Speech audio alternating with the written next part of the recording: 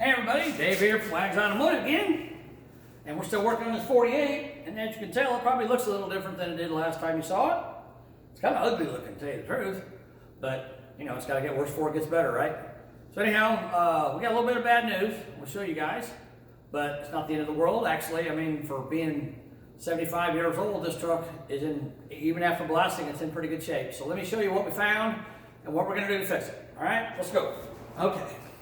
Well, first of all, I'll talk about the way why this truck looks this way, okay? So we had it blasted, and of course it was bare metal, and we didn't want it to rust. So we bought this stuff here. It's what our painter guy recommended. It's called OSPO, okay? Prepares rusted surface for painting. And it says on there that you should put it on there and wait 24 hours, and then it dries in 24 hours, and after that time period, it puts a little like this white film on there, and you're supposed to, you know, knock that off and then clean it with some sort of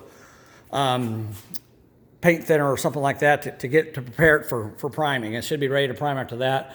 But I didn't like the way it looked this morning when I got up because I put it on there yesterday.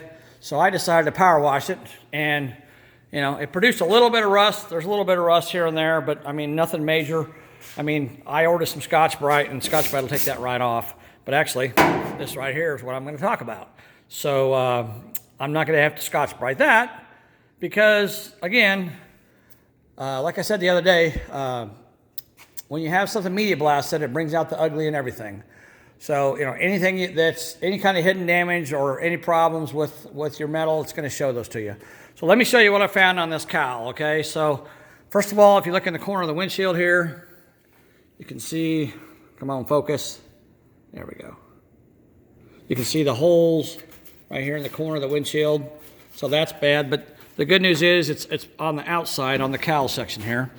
And where the cowl vent goes, right across here, I'll just kind of pan across there. You can see what the media blasting uncovered. None of that was showing before we had it media blasted, but now it is. And what happens is that high pressure media, if there's weak metal that's almost ready to rust through, but it hasn't rusted through yet, that high pressure media will blow through the metal and make a hole, which is a bad thing because it reveals the rust, but it is also a good thing because it also shows you what's going to happen if I would have painted this truck and that stuff was still there, you know, with a short time period, it probably would have rusted out anyhow. So I'm glad it's showing it to me now and not later. But and here's the other corner of the windshield. So it's got rust in it too. But again, there's a pinch weld right here. And so the inner piece is in here, obviously, and this is the pillar, the A pillar.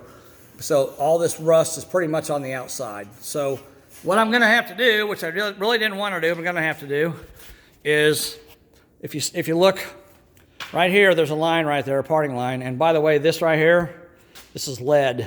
So this is how they used to join two pieces of metal together back in the day. They would spot weld it, but to smooth it out, they'd put lead in there, and then they would sand the lead and smooth it. And that's why a lot of the old body guys died of cancer, because they use lead on joints. They don't do that anymore. And there's lead there, and there's lead up there as well on the pillar. So what I'm going to have to do, what I'm going to do here, I'm going to buy this entire cowl panel here, and I'm going to cut it out, cut all the spot welds and weld it in. And I'm probably going to, you know, I ordered pillars, both sides of them pillars, because the rust in the corners, this, as you can see, this panel here, where this joint is right there. Well, the rust holes are above it. But these little pieces here were only like 40 bucks a piece. I probably won't use the whole thing. I'll just maybe cut it, half of it, and use half of it, because the upper half up there is fine. But I don't want to make this thing, you know, I want to do this right. Guess what I'm trying to say. I want to do it right, and I want it to be right. I want Bo to enjoy it for a lot of years, and I don't want problems with rust coming back through after we get it painted. So I'm doing everything I can to try to avoid that. Now, I guess technically, they make cowl panels on the side here that go from the frame all the way up to this joint here, and fill in all this section too. And I've already cut out this section because I got the lower cowl panels, and I could buy those and put them in but I've already got these. I already paid for them, and I've already cut them, so I can't take them back and get exchanged for something else. And really, this section here is nice and solid, and also this is going to give me a good area to know how to fit this panel on when I get it, because it's, you know, I gotta fit it properly. You know, there's a little bit of rust, like right here. There's a little bit, and you know there, but I can weld metal in there, and I can you know work on that and fix that a little bit too. So that's real minor, no big deal. You know, it's not anywhere near how bad that cowl panel is up there. So you know, I can work on that and fix that. But we're gonna have to, or I'm gonna have to, replace both of the pillars on the outside and the cowl. So that's more work than I thought I was going to do. I'm hoping I can have this thing ready to paint before I leave in April, but man, it's just becoming more and more of a nightmare. But I'll do the best I can. And I got holes up here on the roof that somebody had a visor on this thing at one point, but Bo doesn't want a visor, so I got to fill those in, but I'll just weld those shut. That's no big deal. And I didn't really find anything else except on these bed panels, the side panels of the bed here. So over here was the worst one, and I started working on it, and I'll show you what I did. So this piece here was right in there like that. And as you can see, I had the corner cut out because I had some rust in it anyhow and didn't like it. But then I got to looking, I was getting ready to work on these today, and I got to looking at these stake pockets, and this is the one for this side, and it's got some rust holes right there that the blasting revealed along that edge. And then also around this bolt here, and this bolt is actually, I don't know how well you can see it, but inside there's some rust pockets, and this bolt is actually barely hanging on by a thread. So I got online and I looked, and these stake bed pockets, the front ones are okay, they're usable. But these rear ones, which, you know, the dirt and mud splashes up on them driving down the road, so they get the brunt of it. They're only like $50 a piece, and I think $10 or $15 a piece for shipping. So I went ahead and ordered 2 of those today, the rear ones. And when I pulled this one out, obviously it was in there like that. And when I pulled it out, you know, you can see how rusted it is on the inside. And of course, this flange here was against the cab or the side of the bed there, and I couldn't see that rust. So now that I've pulled this stake pocket out, I can, you know, prep that and repair it. And then it's kind of cool because my neighbor, or John's neighbor, I should say, had a bunch of this steel from some cabinets at an office that closed down. They were selling off, or they were throwing all the steel away from some cabinets they had. And it's powder coated. It's really thick, heavy steel. And he grabbed a bunch of it and brought it to his house. And he said, "Hey, man, I got some of the steel. Come over and look at it." And the funny thing is it's got a lip on it, just like that. And the bed also, the bottom of the bed also has a lip on it. See that? So now I cut this piece, and it's going to go in. Kind of put that right there, roughly. So it's going to go in right there to fix all that. So that'll take care of all that rust. And again, the media blasting, I'll kind of hold this up to the light. You can see all the little pinholes that are uncovered right there. So I just cut all that out, and I'm going to replace it with this piece of steel. So these bed sides are like $500 a piece. I'm really trying hard not to buy those. And I mean, I think the rest of this thing's in pretty good shape.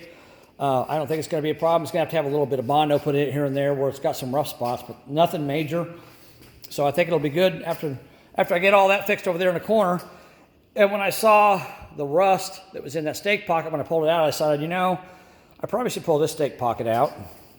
So I drilled out the spot welds on it, and I popped it out, and that's what it looks like on the inside.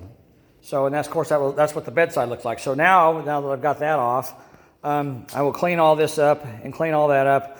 And what I'll probably do with this is I'll POR to put POR 15 on it, and then I'll clean out spots where I'm going to weld it back, and just weld it back in place. And that'll eliminate all that rust. I had a concern with, you know, after this thing's painted, you've got these two edges here where the metal meets, and that rust is underneath there. Well, in time, you know, you drive this thing and you wash it, that rust is going to start running down the paint and it's going to stain the paint. But now that I've got this piece out, I can treat the rust and kill it and then put POR on it, and it won't do that after it's painted. So I'm glad I did that. And this panel over here, I also pulled the end piece off of it because it's also, after blasting, you see it's got Swiss cheese in it, so it looks pretty bad.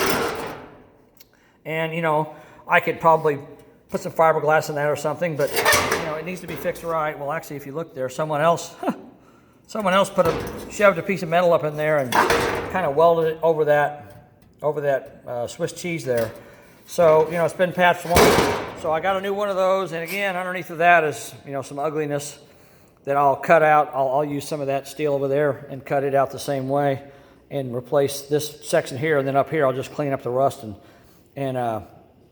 make it look better, POR it, and the rust will be gone. Of course, I guess the inside of this one doesn't matter because I'm throwing it away. I'm getting a new one. So, but now I'm to the point to where I need to remove this one because I want to look inside of it, and I'm sure it looks just like that one over there that I showed you.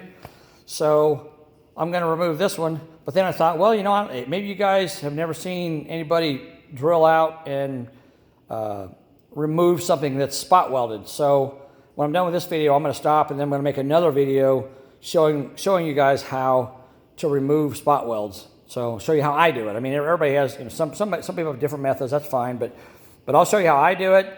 It's a pretty simple method, pretty easy. So if you got, you know, two pieces of metal that are welded together with spot welds, and by the way, if you don't know what a spot welder is, I'll kind of give you a quick lesson on it. Let me find something here real quick. All right, here we go. So, come on. There we go. All right, so this is the pair of vice grips, okay? So basically what they do, and this is the easiest way I know to explain this, basically what they do at the factory when they're putting panels together, and they still do it today, it's still done the same way. So they've got something that looks kind of like this. It's got two jaws right here, but they're made out of copper. They're made out of really thick, probably about as big around as my finger, thick copper, and they got a pointed end on them that's flat, okay? And what they do is this machine, this spot welding machine, so this one side is connected to like 220 volts, 240 volts, maybe 400 volts, I don't know, a lot of voltage, and the other side's connected to a ground, okay? So when you touch them together, it creates a short, right? So what they do is they take this clamp and they put it in position wherever they're going to go, and they clamp it together and they hold it for a couple seconds, okay? And obviously they're not touching metal, it's insulated from them, but they hold it together and it creates a short, and it heats that metal up and melts it together. And then they go to the next spot. Boom, boom, boom, just like that. That's how you make a spot weld, okay? And if you ever drill spot welds out on a car, you'll notice that there'll be, you know, they're just kind of random. They're not like every 2 inches or every 1.5 inches there's a spot weld. They're just kind of random. And sometimes you'll find two of them right next to each other. And the reason is because these parts are going down the assembly line. These guys got to work fast. They can't be picky about this. So they just go boom, boom, boom, boom, boom, boom, and they're done. Boom, boom, boom, boom, boom, boom, and they're done. You know, it's just real quick. They just clamp that thing down real quick. You know, you literally have to clamp those two jaws together for maybe 2 seconds, and as soon as the metal will instantly turn red hot. And when it does, you know it's welded. So that's how spot welding works, in case you guys wanted to know. But anyhow, I'm going to end this video now, and like I said, I just want to talk to you guys about what's going on with the truck, and you know, that OSFO stuff that I told you about. I don't really like it that much. I think I probably would have been happier if I had just left the metal bare, because a little bit of surface rust on it's not going to hurt anyhow. You know, even if it sat for, you know, the next 2 or 3 weeks or a month before it went to paint, a little bit of rust on it, you know, you just take Scotch-Brite or whatever, knock that off. And actually what I did is I ordered some Scotch-Brite, and I'm going to use some Scotch-Brite and clean off the rusty areas. It's not terrible, but there's a few places. And I'm going to clean out the rusty areas, and I'm going to hit them with a little bit of self-etching primer, so that'll take care of that problem. You know, I mean, stuff like this. And this rust, like right here, I mean, I can literally, just about brush it off with my hand. I mean, you can see it coming off. I mean, it's just barely on there. And if I took a piece of Scotch-Brite and hit that, it'd be gone. So it's nothing serious, no big deal. And, if you have a vehicle blasted, if you put it inside of a dry building, it'll probably be fine for a while. If it takes you a while to get it to paint and it gets a little bit of surface